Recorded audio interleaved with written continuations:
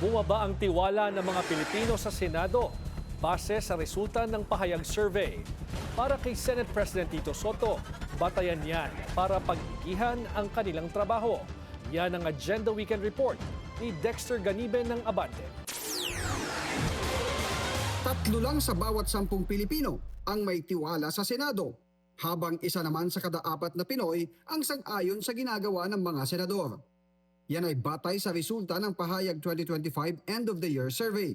Isinagawa ang survey noong December 7 hanggang 10, 2025.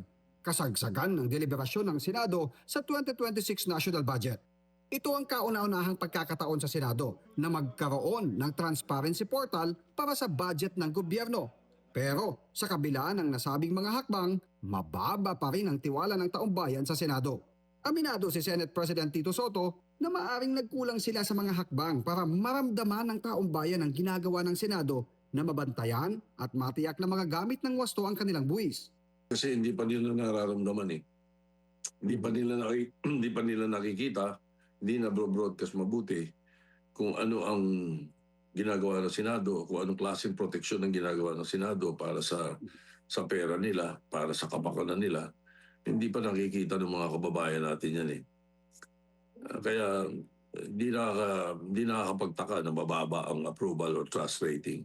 Ayon kay Soto, kailangan pa nilang pag-igihan na maging open sa publiko at mailahad ang mga ginagawa nila ay para sa kapakanan ng taong bayan.